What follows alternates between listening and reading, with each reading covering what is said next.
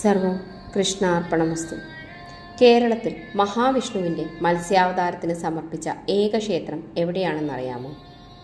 വയനാട് ജില്ലയിലെ ഒരു ചെറിയ ഗ്രാമത്തിൽ നൂറ്റാണ്ടുകളായി നിലനിൽക്കുന്ന അത്ഭുത ക്ഷേത്രം. ഒരു ഋഷി കുളത്തിൽ കണ്ട അത്ഭുത മത്സ്യനൃത്തം തന്നെയാണ് ഈ ക്ഷേത്രത്തിൻ്റെ തുടക്കം എന്ന് പറയപ്പെടുന്നു. ഇന്നത്തെ വീഡിയോയിൽ ഈ രഹസ്യമായ ക്ഷേത്രത്തിൻ്റെ ചരിത്രവും വിശേഷങ്ങളും നോക്കാം.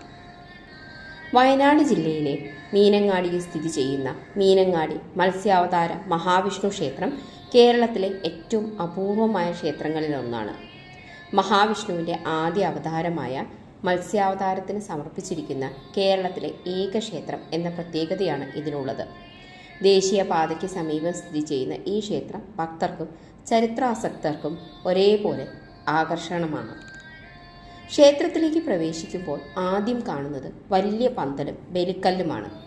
അകത്തേക്ക് കടന്നാൽ ശ്രീകോവിലിൽ ചതുർബാഹുവായ മഹാവിഷ്ണു കിഴക്കോട്ട് ദർശനമായി പ്രതിഷ്ഠിച്ചിരിക്കുന്നു.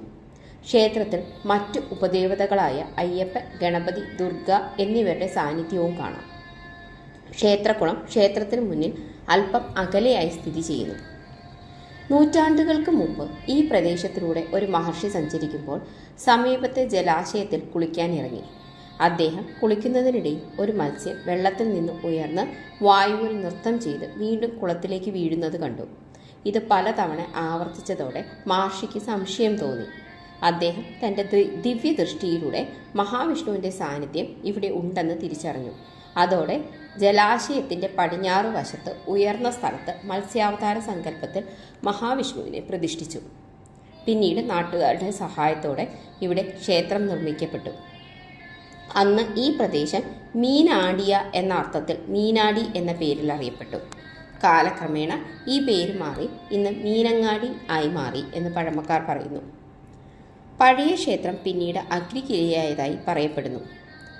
ശേഷം അത് പുനർനിർമ്മിക്കപ്പെട്ടു.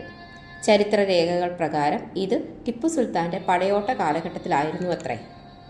ഈ ക്ഷേത്രത്തിലെ പ്രധാന വഴിപാടുകൾ പാൽപ്പായസം, നെയ്പായസം, പുഷ്പാഞ്ജലി, മംഗല്യഭാഗ്യത്തിനായി ഇവിടെ നടത്തുന്ന വഴിപാടുകൾ വളരെ ഫലപ്രദമാണെന്നും ഭക്തർ വിശ്വസിക്കുന്നു.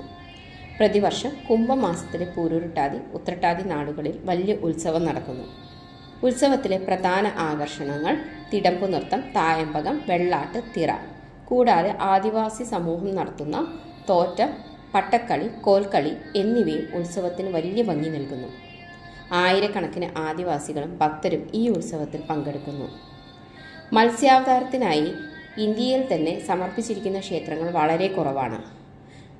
ശങ്കോദർ ക്ഷേത്രം, വേദനാരായണ ക്ഷേത്രം, കോണേശ്വര ക്ഷേത്രം, മത്സ്യനാരായണ ക്ഷേത്രം എന്നിവയാണ് ഇന്ത്യയിലുള്ള മറ്റ് മത്സ്യാവതാരത്തിനായി സമർപ്പിച്ചിരിക്കുന്ന ക്ഷേത്രങ്ങൾ.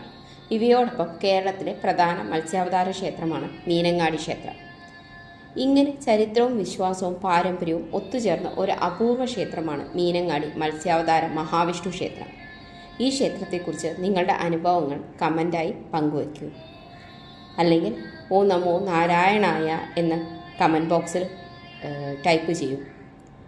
ഇത്തരത്തിൽ കൂടുതൽ ക്ഷേത്ര വിശേഷങ്ങൾ അറിയാൻ ചാനൽ സബ്സ്ക്രൈബ് ചെയ്യാനും വീഡിയോ ലൈക്ക് ചെയ്യാനും മറക്കരുത്. സർവകൃഷ്ണാർപ്പണമസ്തു. നന്ദി.